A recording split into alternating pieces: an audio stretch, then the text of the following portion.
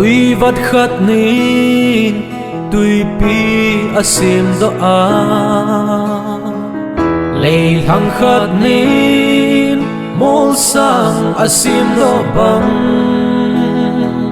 mal khát mal nia nei vang bo na ho sim zo sei zo hoi a hi po ka ki pa na mai cham ka hin se me ka in song chan vô dia kan na yellow na pat na ho ka sim sing hi theo xem zo se pa kaya ko na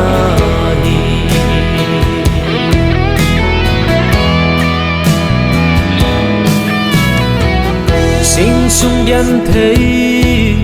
thêm vắng ăn là gì nhìn lồng khăm lép bốn vắng van là đi ngung lâu điều xuân cắt tao na pan pi kan na thu kami phi lon nay don butai Aki pana mai cham ka hin se me ka in sung chan vô dia kan na yellow na pat na ho ka sing sing hi theo xem zo se pa kaya ko na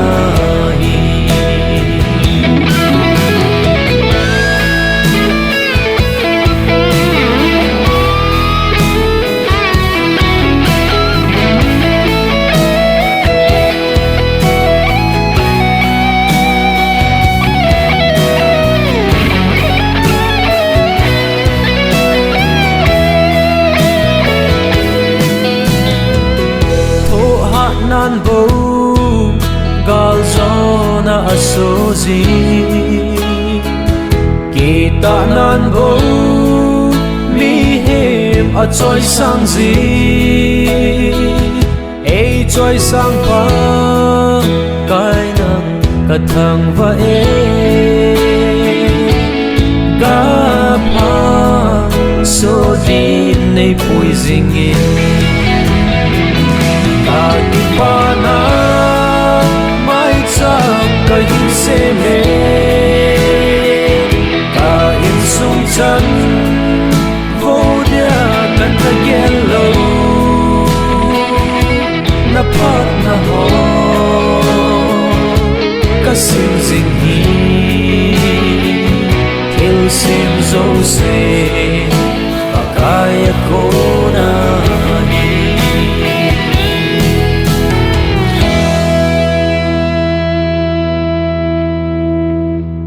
Pasal Pan is dua hele. Tuni minister Pasal Pan fly ribbon cutting puna inten. In video silang plaque building plaque ko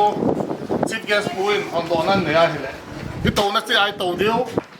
Jo part sa program pa si din lagi. Ito ya sa inten. Pasal pa ready hele. Kindergarten building Conflate Academy. In the servant of God, Reverend Emmanuel Hansel, do cut the ribbon for the glory of God, but he will be again. Ribbon cut today.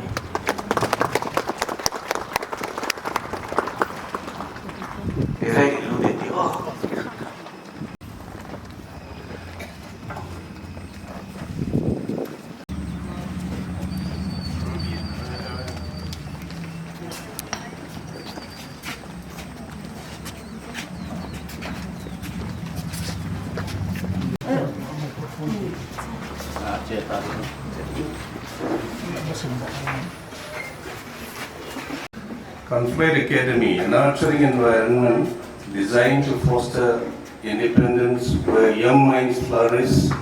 and every child blossoms at their own pace. Inaugurated by K.K. Tain in the distinguished presence of Sri Lejamang Haukip, Honorable MLA, 57 English Assembly Constituency, and dedicated and blessed by Reverend Emmanuel Rangchal on 16th May 2026.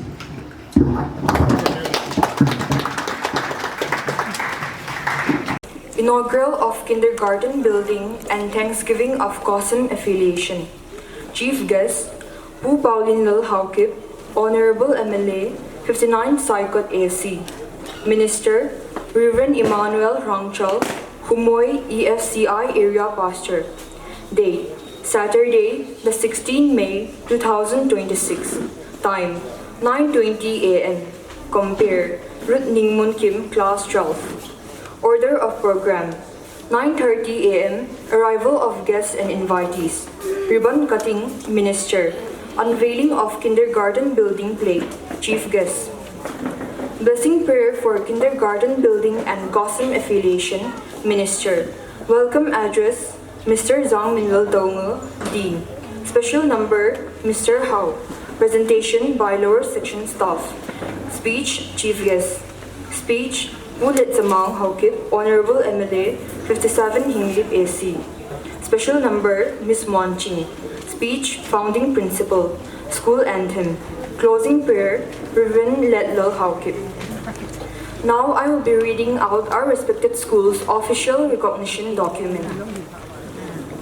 Council of Higher Secondary Education Manipur. Orders. Imphal, the 2nd May 2026. In exercise of the powers conferred under provision of Section 13, 11 of the Manipur Higher Secondary Education Act, 1992, the Council of Higher Secondary Education, Manipur, grants provisional permission to Conflate Academy, Humoy Village, Tuibung, for opening of arts and science groups of studies in Class 11 with the following subjects from the academic session 2026 to 2027, Vide Resolution number 1.16 of the Recognition Committee meeting held on 2nd May 2026.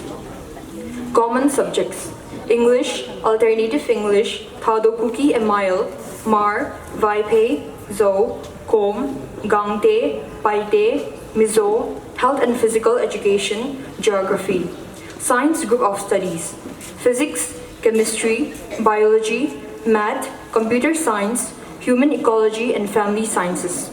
Arts Group of Studies: Economics, Political Science, History, Education, Sociology, Psychology. Further, code number PHS 1692026 is assigned to the institution. Signed by K.H. Ashi Kumar, Secretary, Council of Higher Secondary. To bless this new beginning, I humbly invite our Minister, Reverend Emmanuel Rangchal, to lead us in a blessing prayer. Very soon, prayer of blessing for Kindergarten Building and COSM Affiliation. Kun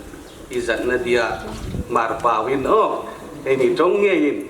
Turchan pur Manipur to mix ini lain martongin tong China. I will pray on my own dialect. Tong China dei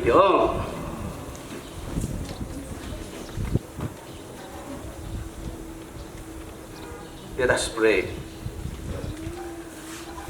Lalpakan pathin ro puilen sa Itchat na mangayna Vaisun hun sinin kan chunga isuglang lay ni mingin patin lom thukan hilchea ilai muna principal pihaw kibaroin Conflate Academy hongin nang mazar suwin hi new building le governmenting panga affiliation high muthein imal som na tam takini thui lain imingin pakin lom thukan hilchea lalpa he abikin napang ting pangkhom new building high na ithea malsom na tam takilan dong lei khomin mingin pakin lom thukan hilche voi sun hin Conflate Academy ta dingin kanang tong traya. Abik ta kadin principal and staff andre gelin langin. Ikur khanan thang puya umpuy dingin kan ngien chia. Mi hai ta dinga mal som na education chawni lawa. Tharau ting pang taksale tharau mal som na in tuntuni dingin nangin mal som thar dingin kan ngien chia. E new building new school ania. Alungin si takelin student hom tam takel nangin thrui khoma pedingin kan ngien che ropui taka iming ropui kanin paka hi academy hi bason peya parvul theina dingin le hilai chorchanpur sunga manipur hup sunga mingin langphak dingin student hai khommal som dingin kan ngien che ni iming ropui na dingin kan lalpai su mingin kan nitse amen. Now it is time to formally welcome everyone. For this, I invite Mr. Zhang Minlal Dongel, our respected Dean, to come and do the honor. First of all, I would like to thank our Almighty God for giving us a wonderful and a beautiful day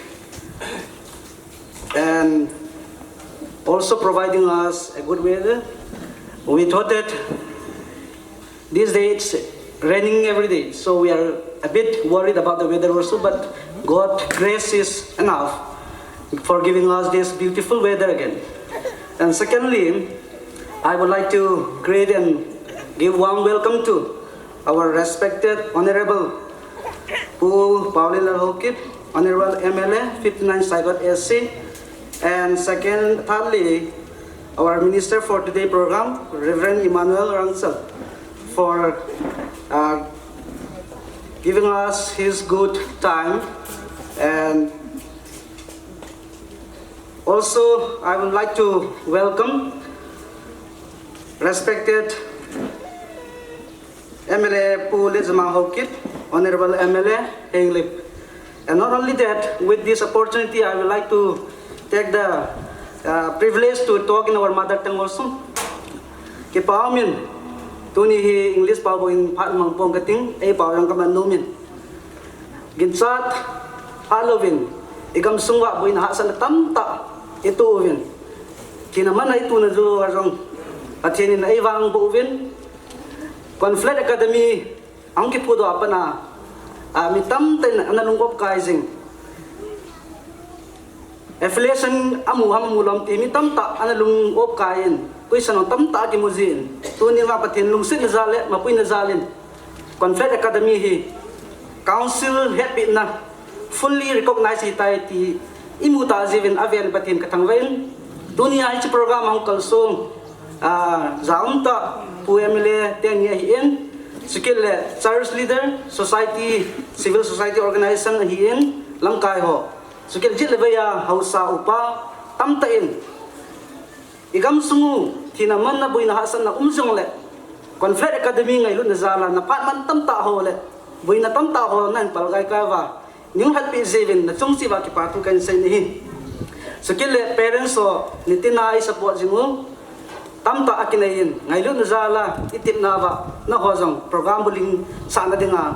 amun na mo nang nangun ta zevin ita bang phanin pi zevin na chunga ki patu ka sai lastly hilai school student hojang zanya panin panatai te nong panvin program te ho ingzal thai jevin no chunga jong ke patu ka sein welcome address pina cycle seval tingai damutin. I will end up my speech for today. Thank you.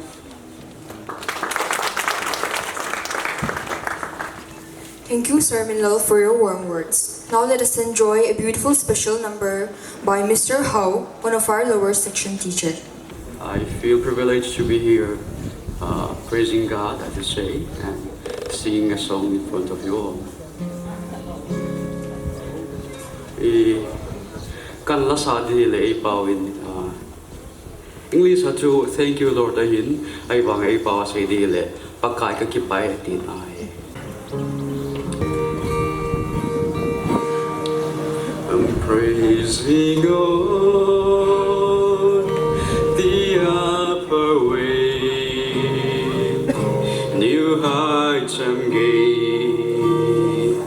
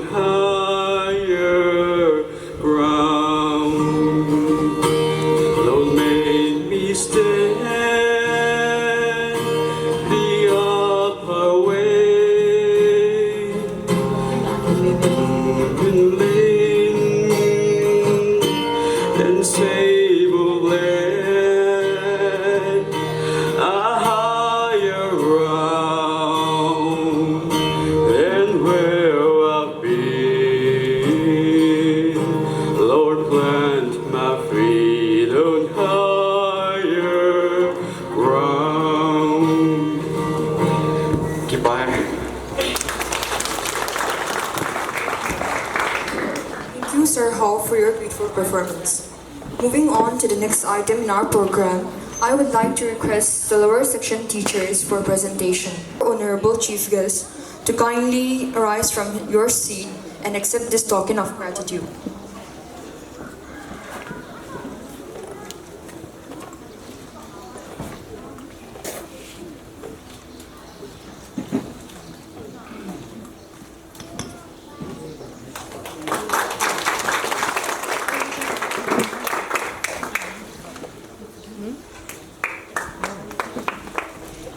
Thank you, Po Paulino. Now I would like to request Bulet Sangam to kindly rise and accept our token of gratitude.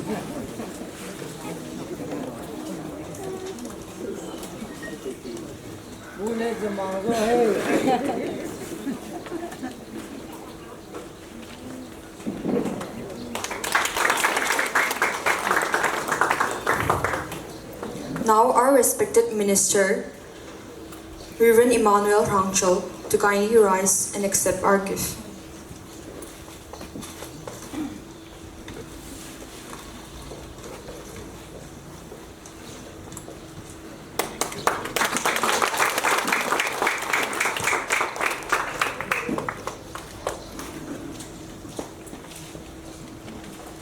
Moving on to the next item in our program, I would like to invite our Honorable Chief Guest, Pu Pauline Lal Haukip, to address the gathering. Mr. Penin, Nikohoita, Damnapat Pai Pio Patin Tangwen Manlang Kipa Omle Zingin, Dr. Pongmin, School in the Ball Tilchun, Student Hall, Me School Mina exam in the Pio Wahin. To a Conflate Academy Mina. A school min ngay exam pe thay na ding recognition hello affiliation school governing board on ang pe ta zen chi school khada dinga ahai hu thaling sera hai the na ki patna hin to apada he Amachal na dingi alam pi zang hitai ti chu ihet so ke wahin nu le pa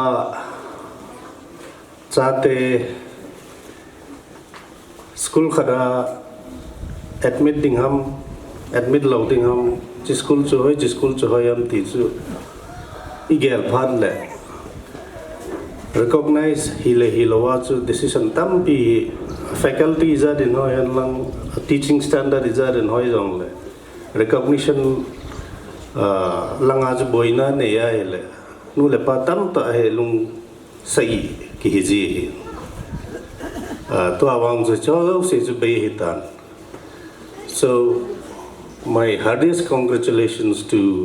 the principal Dr. Paungam and his entire team for finally securing the recognition of the Board of Higher Secondary Education, Manipur. So going forward, a school hi, ahong khan leda, ahong matsal pe a, ibo ilaita wa samkhat inangay to Manipur Board hitalawa Central Board of Secondary Education. CBSE no ya recognition ho yang pan bana in modi yang visible with so le kindergarten section hi school adinga Conflate Academy adinga atha ahin a building jang hoin so le education la most important phase hi kindergarten education hi Ken early childhood care and education lekha pa kena simin. Icha kisay chu chapang hi anuay sunga saliye hiya pada hi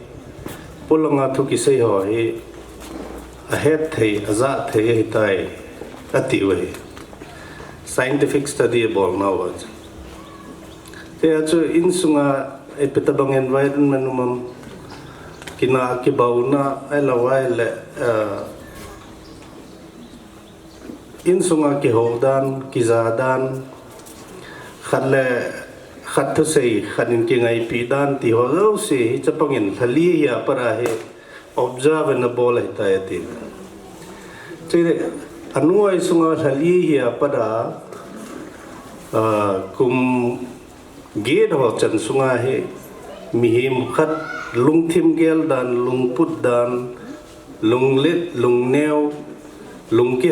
hon lo ti ho he save ki bol sa he ti ven che as a kindergarten section apoi mon chu chapang e hon e ne lai je nga yong chu thui do tam ham ai la wai la bune pet chu family to khom pe da hin thui sei tamai le chapang kam gi hubin in ki ti bin chin a personality we izar ham khara be nim hin te chu school ke wilawa in sunga nu le pa ho jong hin cha te hi mo pho be se ha control be se ti hi inamo wai nim na kharwa so do tan chipa hi conflate kindergarten section ho hin nu le pa ho to ki thua a hen khel diu ka dein kol chapang delia kum tampi ka nomin kol chapang ho hi I ho pi ai le mi ta have kil wa dei de mi ho pi the we hin na za chat nom lo e ho chapang ho I ho pi ai le mi ve ngam lo tam rồi hello le kisim che chu ki he che chu ti ome chi achapang hoi ngo tho hin in sunga iki hilda no po hin classroom ma iki hilda no po hin api pe na jo in sunga he ki pan hin education chapang han sandan lung ki hondan lung let ding dan so school sanga in sunga he encourage bol jo poi mo hi ti chu Conflate Academy kindergarten nang ki pat to kilhona school bo ngan se pote in sunga para chapang hi ati lo wa wang chu strict upholding gi ga ding ai wanga akam tam man thu do hat man ti ho he ki pho ki mo pho bol lo ding hi ti yong hi chapang ho bo lo wa parenting school jong hi Conflate Academy hon all an hon doi an hon di wen ka dei sai re chu parenting jong hi apoi mo hi jinai tha ho chanei nai lo se 3-month course 4-month course kat Conflate Academy nan ngai to wa cha te usim di he ka dei sa na khat aboi pi wang lai le cha te bo lo in anu le pa de ho dong hin boi pi tha han de ga dei sa na kan phone ke ki pai Now I invite Honorable MLA 57 Hinglip Ahsi to deliver his speech. Inam sungwa kitha gimne ta amjong da pathin I ho lang dam na lebit nai pewin wa sanin whether hoi ta noya ito bang pram mang thivin Council of Higher Secondary Education noya Conflate Academy affiliated ahina recognition hina le kindergarten building hon ke yong kong zau thei ji in pathin ka thang wen nei saikot MLA pu Paulin lahin Olam kai ho Minister pu Reverend Pastor Hong Kong Hoi Hin ile pu nu le pa hitabong Academy akipet tilai ahon na langa izau khau hi mitam mi hom thu chu ma hin iwang wa phawin hi chi khunung le hi chi academy history adinga humble beginning ti lai hi za khat kan hi be ati lai ba pangkha hi dano hung hi dinga hin Dr. Paungam hi kapa cha ne jingin ama institution board hi hung pi thingin ti ka gin chat na chu ama agul han hin ko sung jong ki su ta hin mang gan thei ta lekha hin sim lol hin ta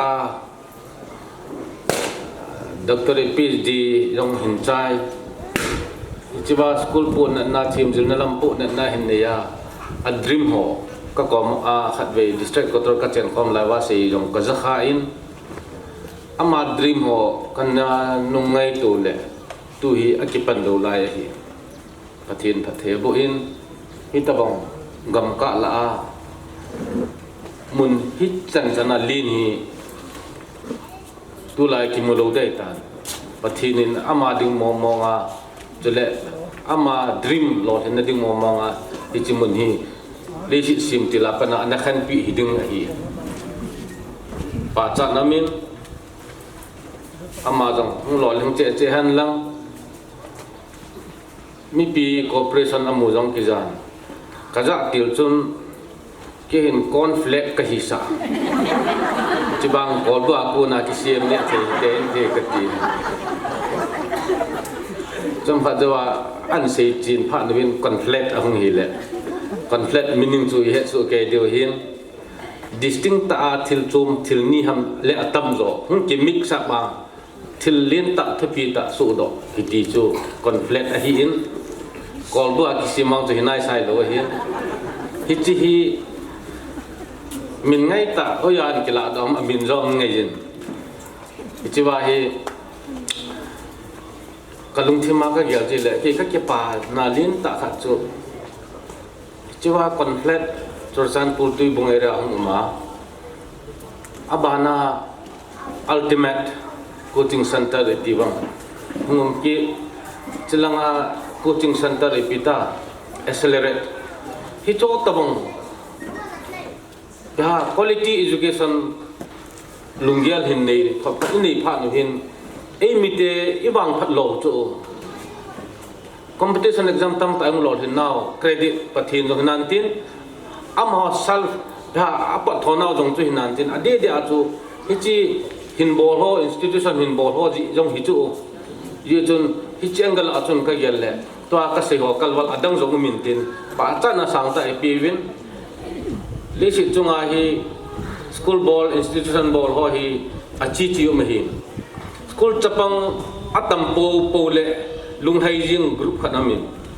tam hi jong le phap khan hi ding thim na ta be anei dio ti tu group mamin hi lai la a chu tu chen he su ka yo hin chapang tam po pan ti si hi kum thum wa chi lo hi quality education in pan hawang kim ti anei lo hi tua conflate khat hin tin kindergarten section la chu min tin a boarding dan jong kyong ka hai su nai pon ai wang chun hitbang school tha le amin ho dan le ang kai ding dan no kan hi sa ma le quality ta sang ta hung chi ding gin cha na min lang khana ka gel le ho ta su ke cha te le zo nu ngai ta bang honan bol ham ka ting no ti me chiwa kai hi hung bang ta deu ka ging chai ka ting nam na chu ajuwa ka se khulanga rent na a bol masang pa a bol gut lai a dream a seina chule a gol han lai ai ma hin comment ka ba ja zoi chan ju ka sei ngam hin pathinin Conflate academy hin chi building hin phathei bo jing tan ka ke pa Thank you, Pulit Zamang, for your speech. Let us proceed to another special number. I invite Miss Wanching to present her performance. I can almost see it, the dream I'm dreaming, but there's a voice inside my head saying you'll never reach it. Every step step I'm taking, every move I make feels lost with no direction. My fate is shaking, but I gotta keep trying, gotta keep my head held high. There's always gonna be another mountain. I'm always gonna wanna make it move. Always gonna be an uphill battle. Sometimes gonna have to lose. Ain't about how fast I get there. Ain't about what's waiting on the other side. It's the climb.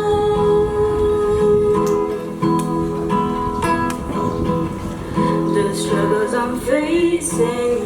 the chances I'm taking, sometimes might knock me down, but no, I'm not breaking. I may not know it, but these are the moments that I'm gonna remember most. Yeah, just gotta keep going, and I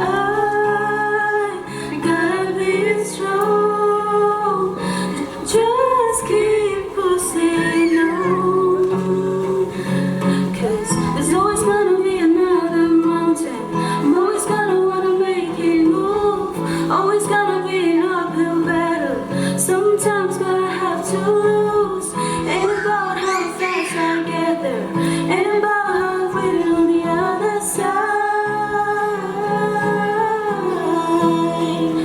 It's the climb.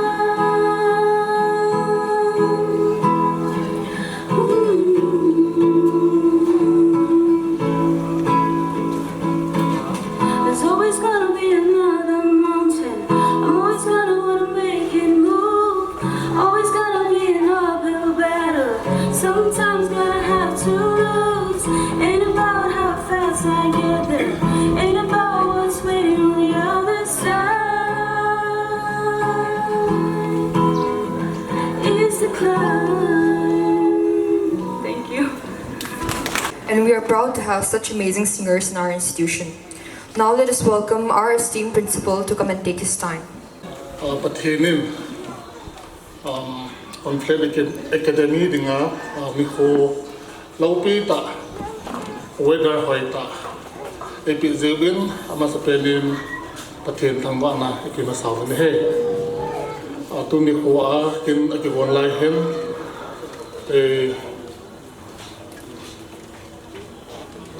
pu Paulen Lal ho Saipot constituency MLA pu gam kai MLA hi na zalle mai gu na zala building inauguration suong hom do dingai na team movin apartment tam ta hin dal ha in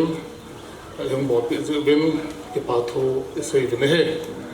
ama hi MLA ho gam kai MLA hi gu hilawa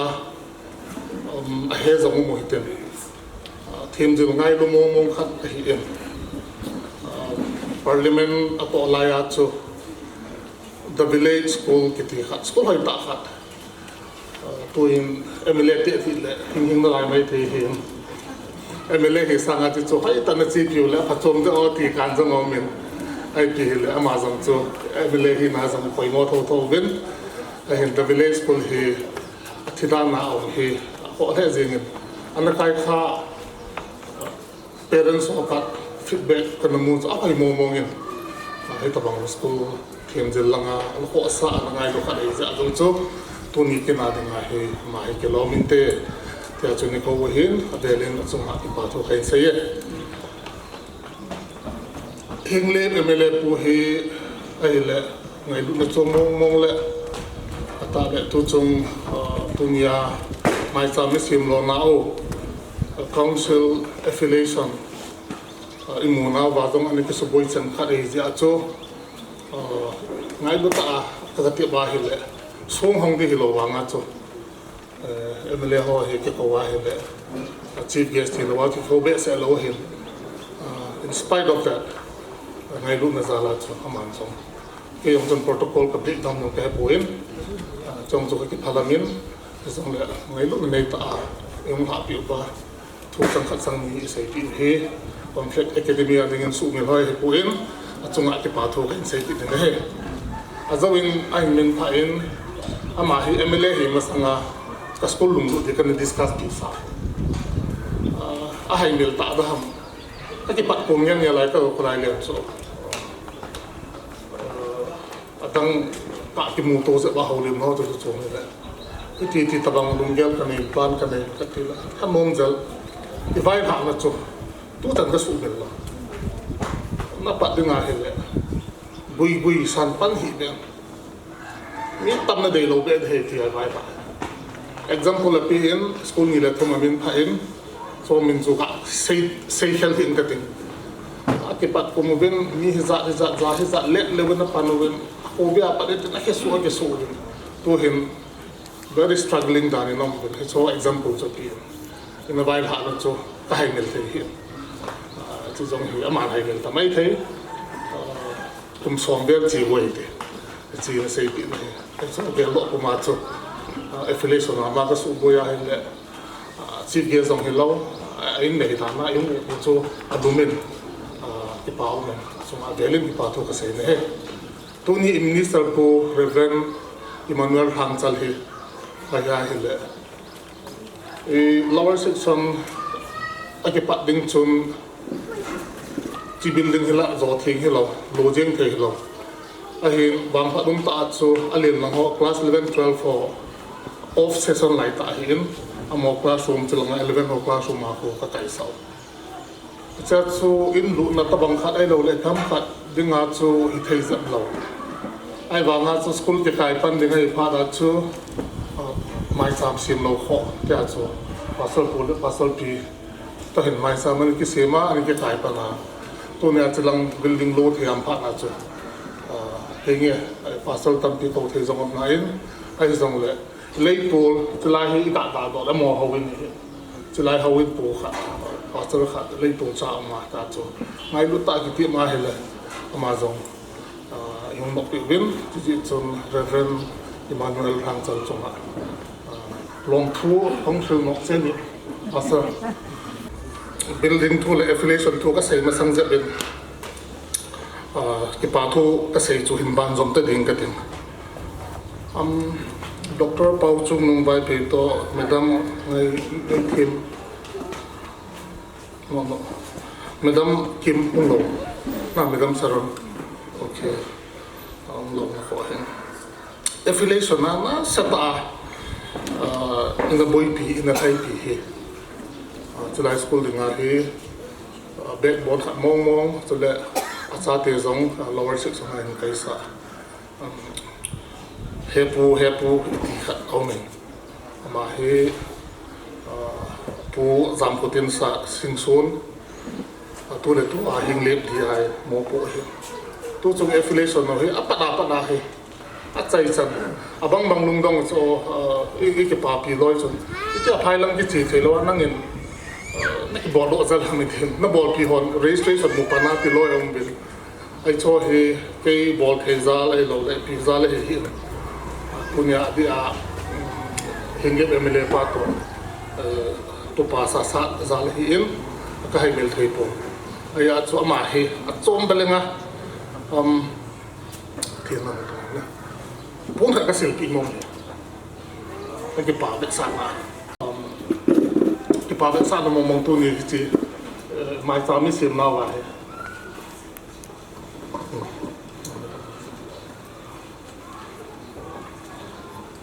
Thank you from the bottom of our heart.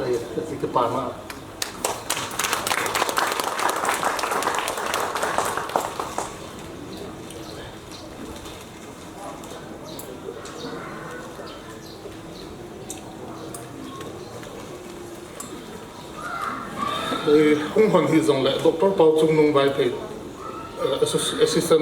Associate Professor, to Madam Lam Dei Kim, Deputy Secretary, Council of Higher Secondary Education, Manipur, among his last stage council inspection report PI, Mayo say he can tie no Pimani him to the non Kalsong Say on him, I don't acknowledge the ball here. Madam Soranomin, Dr. Pau Chung Nung Loy Nguahin, Madam Lam Dei Kim, nào nuôi hiến mà anh em sẽ xin được toàn dây chịu bình tĩnh bốn cái hình bốn result này đâm năng là chuẩn bị thấy được nào mà anh khi đến bốn sử dụng là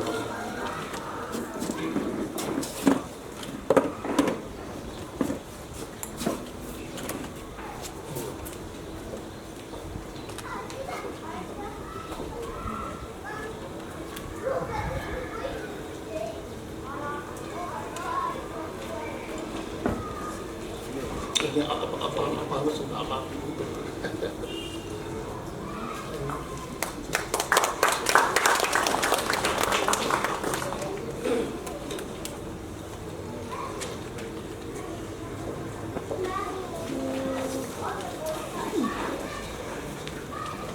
cái lower section cái bắt cô này cả lùng vai lâu cho cái cái gì là giống bằng lâu honestly Asin suke hi kalunggel cuma ya high secondary boarding full fledged day pa lagi dam le tunjong patien pass agami na ngai sa la hi le kalini ko marom sayim si basketball ko to hostel ki ka ko reserve ko college full fledged college degree sim training ta hi ki ko NEP hi hongmin 2020 apan chon aya hi le NEP hi education institution those government those we are moving toward that. It's he fully implement high secondary 11 12 bo hi to example existing high school hosam he 11 12 hong kya grade ngai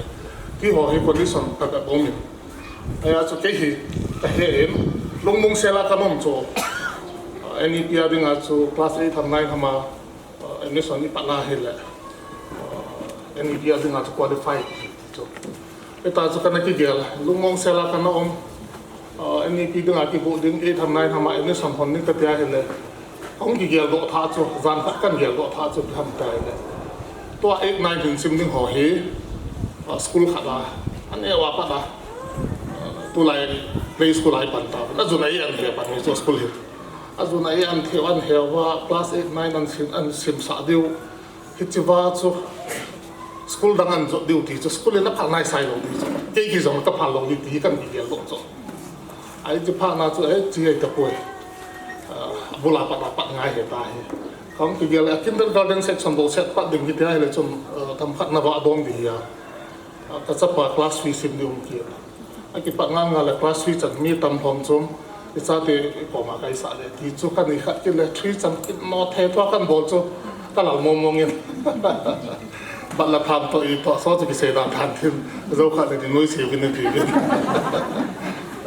โอซาคุริฟายพอดา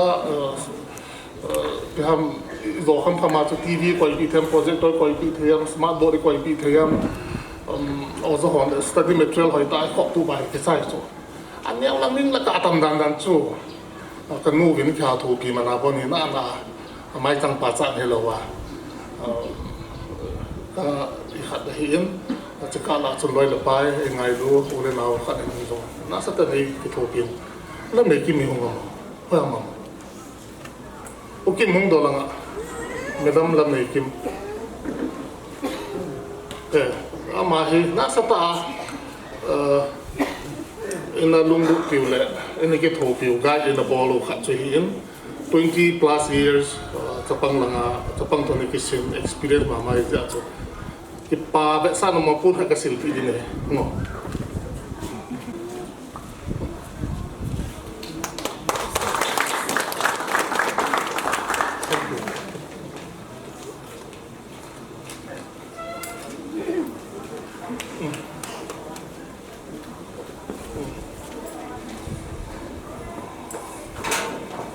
ที่จู่เห็นอัทุสิมน้องทำให้กันเซลว่าให้เลยทีมเราที่เรากันเซลก็เขาลีบกันไว้สดกุทีมินยังไงทีมินลังอุทีม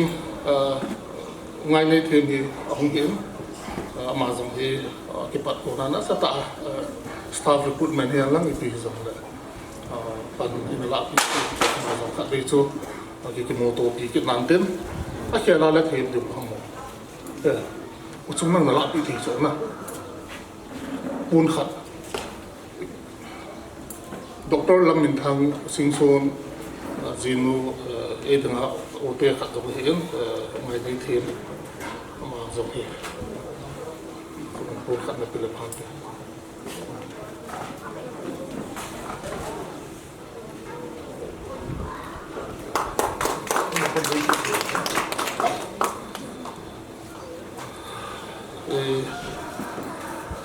si kindergarten section ahin hunglu data din kating it's a building hi aki bundan ta hi tu hin lower section cc kai zong le ponung le hen exclusively for kindergarten ading aki bung hi in ang ke bol imasa kan na gel ha gel lo wang chun akan bol wa hele oza hoto oza dedicated ta experience ta kong kisu to wina hele to lower section in the calling no miss basi zong he Montessori train hi in so study material Montessori base ka tiwa le do pa le abe no mbale de te wintin abola ai bol nga la le ki ho he land week fun chapang hi pressure pi loading LKG UKG san exam loading ki ho hi kan GP ki do nasa ta en mini PT ball am hulai chhoi dham ti ho hi nasa ta gain ko lu bin unique thaba bowling ki hi katu bol ka doi wa hi in tu chanin ka kal song le bin swimming class life skill hi ta in karate te wa jong life skill hi in I saw jong introducing ki ti in chilang ki zo theng lo hi in swimming pool ko ki khoi man nai hin abul cho ki panin cha hi akita mai la hap ni ka hi parents lower section lang parents on anh heo cái nó hấp tận ni dâu là hem có thể phá xã lại swimming pool rồi he ready to use không thể hiện thì chú ít phần đâu hiện thì chính là chúng tôi là a support họ a cái họ dâu xíu là nó bao nhiêu chúng là đi bao nhiêu cái xây CFC họ cũng làm cái họ cái là họ win pastor pat họ win mà họ dàn trong cái lumin cái phải Reverend Letlal ko pa sai lam gin cha pha lawin delhi langam ham bi chong ba lu din ông lam ke hele chun ama jong well wisher ma oza holding azong kana su boy pe phone na lower section langa dinga ama jong ken direct in ke hello dia pe invite lo jong ngai lu ta ong hi ka ki pai ya chu ama hong nga la hele chun zo le ke chen na ta na manga jong ka se pe nga la hi na ma jong ai dok ke ki pai Silanga dai sa to in ki lang kai ho pulen ko pau hi in pulal ho hi in pu sa sang hi amo zo se zong to ki pa in ka limin anong lang ato Conflate Academy dinga backbone board member mi ong khamza za ko kai hi in atang da ho limovin mo zo se da chung ba ki pa thu kan sai ka to khom pi oza ho no cooperation ji no ho ki to pi na ji ati a lower section ai din pa ta class 12 students ho zan i kha binya pa ni boy pa no bin the preparation la bon za wa chunga ki pa thu ka sai program min chong ho kong bel din ta lo di in na bon za wa chunga ki pa ki chu kan se hi in affiliation he it's very long journey sang ni kan sai be no min ikipado to 25 kumpul February na January no December 23 December I file khat be hi an chia government hin checklist kha an sim le so to alui method lui pa to kimang talo checklist saw kha an sim mo ben to tha February so na 25 kum February aso ni ki tha ahile kum February ki tha chu nasata sasa tu pa sasa jala he ông ki pe ai la delay dan ding a delay dan pa na ka pu cha na ke to hana school do si to chi ko me so file to a government ding ang to be a bui ki ho ding a jong be ke thon dil dil le chi hi kalungan he talo ke ni lung ken la po yi lo de tam ka ti le sat do ta te ke ni file cho ma kan sa do hana chom be nga kan hai ki ho registration to August 25 August sun kan to honin chapana secretary hong du chu recognition to ino sia din chun secretary chun habu lang ki pe den ki commissioner ti dam education secretary ding ham chika chunong gi khel man ki dinai la ti chunom in February date 4 gi khat khel wa hele cha chun NOC hong po din council langa ông ki bol ki da hele bang pha dum ta ti da bang si dum ta ti de ha medam kim dinga cho ma chu IDP hi cho phaya pa da hong post in deputy secretary for council of higher secondary ai bang alanga ma nom si a cho Conflate academy dinga cho kya ki zen ka ga nai ku da hele ama advice mu ya chong ki chi le ban chu tung nong ki cha len tu na hi pathin hi nga ti pa mai cha mi sin theo hin ai ki thopi chila kamin pha helang kamin pha lo jong mi tam ki min tin ka su boi jong tam ki de so zo si chong ti pha thu ka sai ai ki thopi hanang he jong la pathin in pathai bo lo wa hele lo thing di lo ding ji chu so zung so mi zo sin ai ki thopi na chung chu na chu pathin pathai bo na blessing za la tu nya hi mai sam ki pa mai sam mi sin theo he ti heaven ji chung pathin chung avelin ki pa thu ka sai he chi ki pa mai sama le building tha hon do na ni tam pi jong ko pau lo parents ho the lower section ho to ka la hing le ko le now je le ga ya well be sa ho kamin pha ho he atam zo ta ba abon ta bang he jing na hong gen na me lo ka mo ka lu mo ngin na min chi bin nin pha hi jong leng na bon cha wa chong ki pa to ka sayin NHK Dance Academy proprietor nu to amis nu kha jong hong hanen NHK Dance Academy chu ning hoi kim Dance Academy ti na he Montana school zo sia summer dance ke bolo gen chapa mo than na lang ta pu yo hin ama jong he Conflate Academy dinga well be sar hin ang thuna cha program a min ki chon sa he jong la zawa pastor le la ka sei ka request banga chon nang ni nong han le special item ka na la man le ka ti ama ni so tu phalo ben en no pi so da a chai na lang le lam nal ta so min tiu hin tin ama ni so so ki pa thu kan sei ka sei last but not the least atuni hi a weather the hello to ipito an ko ngi ko nga bol yong so kana ki gong ko win ale ni athia ki bo tiu a he kan ki ko ni aji to ha ya timing hi ko ni so je ko hang ji a chu he chi hi thu hi he pala ka loi pa ka chai book friend khai min hin phone ni cha le ni athia ki ko ni ne he ki pa le jing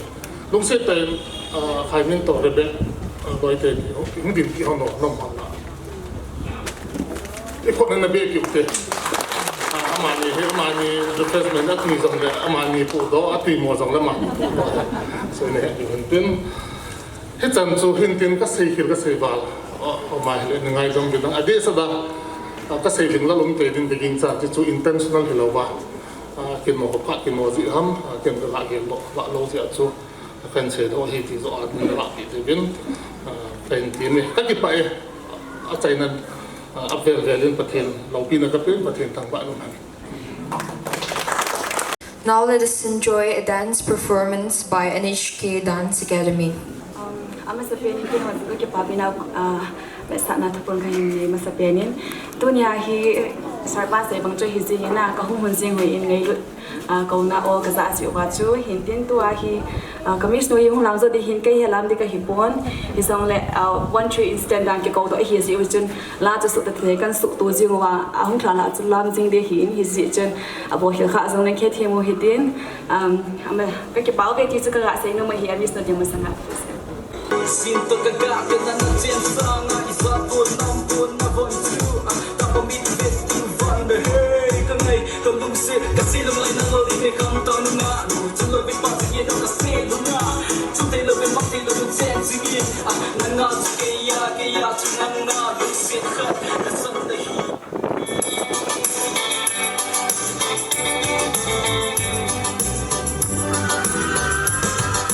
Siglay chung mo le hang tin na haban balin torin Emme di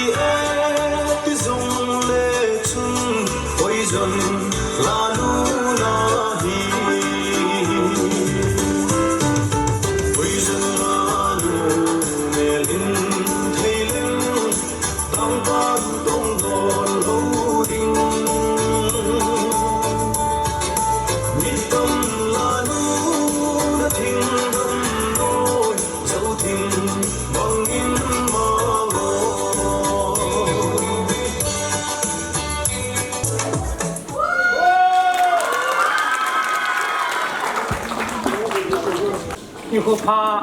พัดไปเปียวว่าประเทศทางว่าในเป็นภาษาเวียนตัวนี้เสียดิ้งและตั้มเปียงเป็นกระสีโนเมนดิสทริกเฮดคอร์เตอร์ซึ่งว่าจะปังเลียขันสิมลาดักตรอมุมาสเปียนอุปาวงามเห็นอามันสาวดิสลังจุดสร้างเงิน education มีตั้มปี education อันเป็นลูกเทนดิ้งเงิน Conflate economy school tu na di recognize an mun tu thana anyau langa dinga building tha sile Montessori system ma tapang ko ka dingan de na hobung mi pi sep si hobung pi ten yong ka ke pa na ba than na yin kun khat kan si pi non ni tu ni si hong hin tin kun khat si pi nge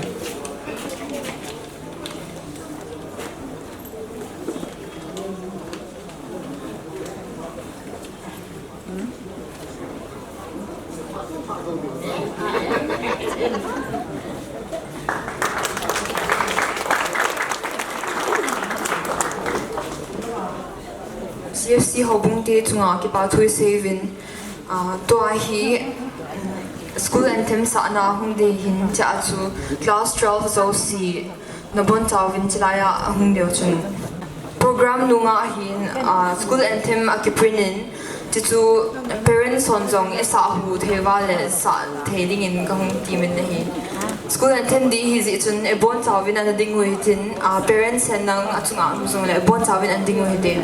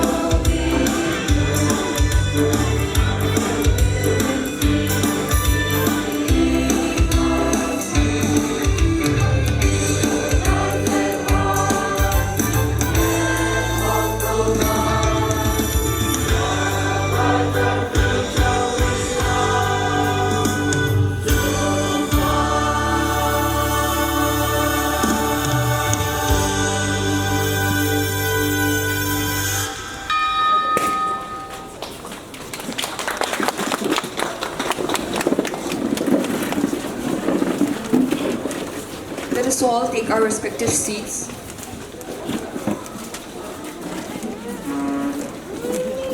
And thank you for joining in for our school anthem. Silongan lo ka bol lai chun pathin ka kisan jo bin school hi ka than lo min rowing arun chala kun school bo mun via ka chi hin ai wang kum de lang ke yin school hi ka than lo ble wangin ka bol do jo thi pun ke le ke ki pa da ding jo jang ti gam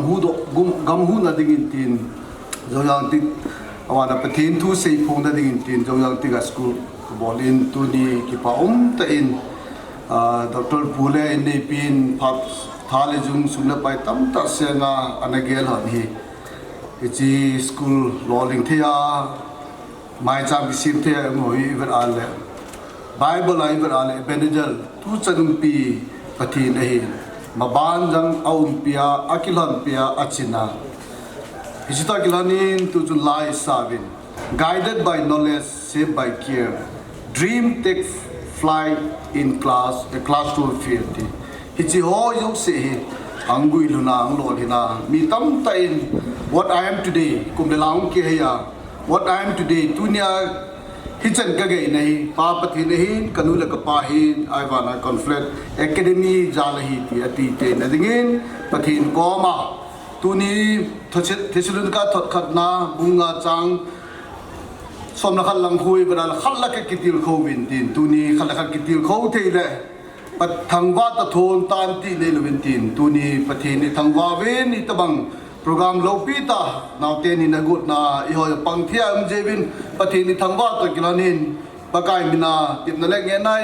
ahi chole ja ko nai kile tengule chi school ahi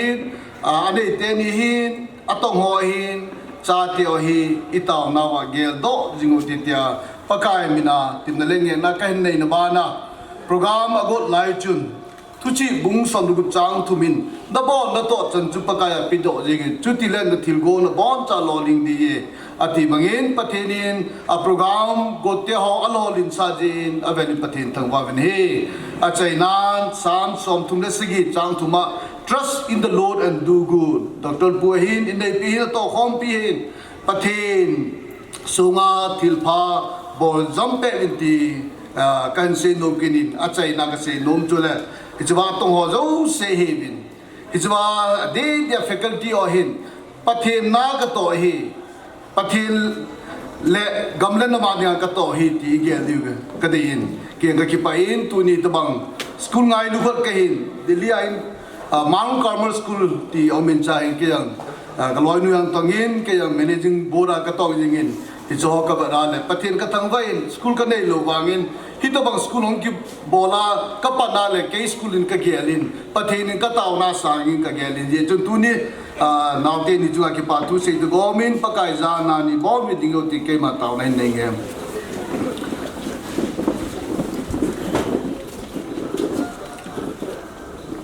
pakai pathin Dr. Pawa mahin indai pihin anu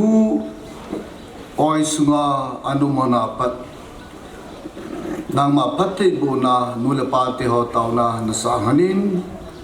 ta satibung tibuki milong pe hanin ang pe non ta kilanin nula pate hon hiti jun an kho kha hanin an kho kha han ta kilana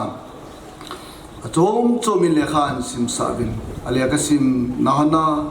nang manta sal lagawa pate nabo zalin yang pakai no ko makipatu kasi ini pate nabo to kilanin Christian sung same thing tia lunggelan ni han to kilanin nang man nen pi comment pakai ti chun Christian insung an sim khom hanin an sim khom han to kilanin mihim tam tahi kawat wala nalim le mela na simyu na cha ka hivin tu chom nei pivin amani hi nang man mi tam ta in government na abui pilai ta amanin nam le gam simpat na ding le nang ma lengam ke lin na dinga chapang ho thua nang man responsibility na pili nang pakai na ko makipatu kasi ne tu ni jang Dr. Pun iti hong ki parham ti short and sweet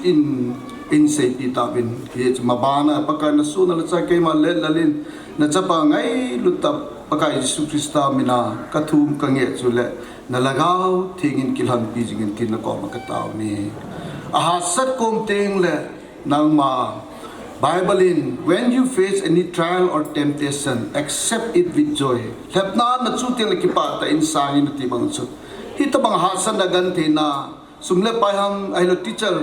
ham til tam ta hasan na gante na achu ting le nang malagawin til khojing inang pakai nang man say I will never leave you nor forsake you nang ma mina til bolte o chu nang ma na da la lo di heti Bible akabuta kilanin pakai pathin jo so hat in lang hangin ti bang cha nang ma amani chi na thip na helwa nang ma su hana hana chi na thip na het na lu tim teo angai cha na te ho na pe na ba na teacher lo staff ho to ki ngai luta le ki lum sita panan la wa abo zala kum le lang ke ya ni tam ta chapang ta sala gao hin kong ki sim do in sum tam ta nang ma an thang wa he ti aju nang ma lengam ke le dinga he chi thua he kal ka sul khom jam jing thin de divin nang man si school in nang man phathi bo jing tin ko ma ka taw ne pakai mai cham ka sim wa program ka paro ta kilanin akichai chandang ma no leum pizivin hallelujah tin ko ma ki pa thu ka se ne pakai pathin nang ma lagawin pinang ki ho jang cham kha zo le ka in che ka zu ding him na lagaw tingin ka lum thim che wa de ke odin pi wa nikharam haptakaram lakaram ka poi ka lung sunga ne ke odin pi wa ichi school adinga hi tauna kan gel do jam ding thing ding tin ka lung thim che wa na lagaw thing na hin tong jam pen tin ko ka taw ni a chai nan lagaw thing na man ichi na pia na kilan pia na chin jing ba na tu ni ka program ba bor kel se kilomale nang man ne ngai da ban ka sei kha zo se alia so min nang ma patte hin bo na de chi school hi patte hin bo tin hi cho zo si cho chon sia kom lai ta wa atisan man lu tai lu ta ka pakai yu jisu kristam ni ka ta ni amen tu chi ti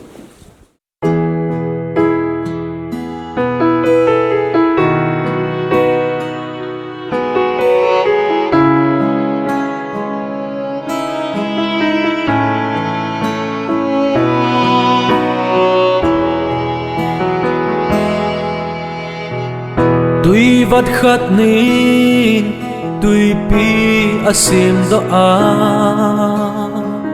lei hang khát nín mol sang asim do bang mal khát mal nia nei vang bo na ho sim zo sei zo hoi a hi po ka ki pana mai cham ka hin se me ka in song chan ko dia kan na yellow na pat na ho ka sim sing hi til sim zo se pa kaya ko na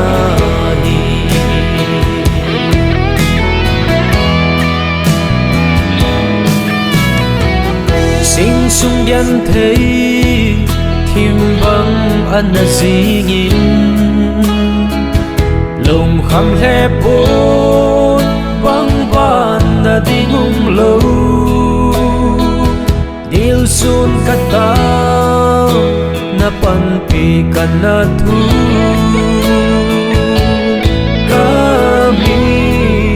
phi lon nay don bút Aki pana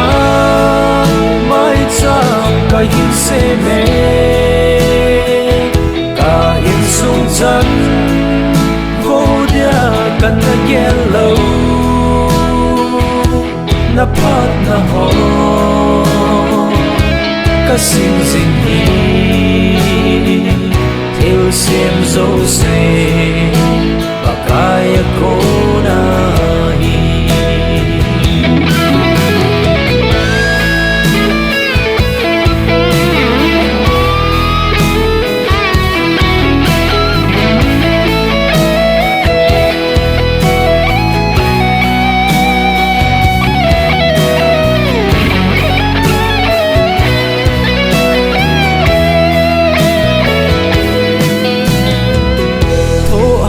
nan bo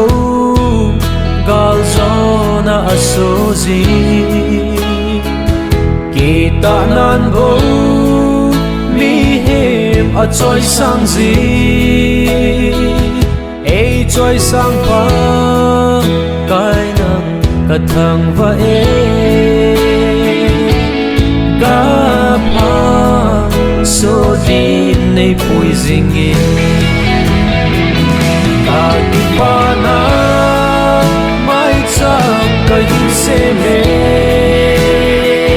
ka in sung chan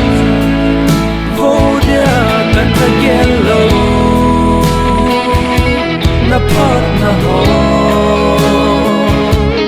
sim ding hi thil sim zo se pakaya ko na ni ka ki pa na mai cham ka hin se me ka in su chan vô dia kan na yellow na pat na ho ka sim ding hi thil sim zo se pakaya ko na ni tho ha nan bo gal zo na asozi kita nan bo mi hem a choi sang zi e choi sang pa kai nang ka thang va e ga pa so din nei pui zing in ka ki pa na mai chang ka yin se me ka in sung chan vô dia kan ta yellow na pat na ho ka sim ding hi thil sim zo se pakaya ko na ni ka ki pa na mai cham ka yin se me ka in su chan vô dia kan na yellow na pat na ho ka sim ding hi thil sim zo se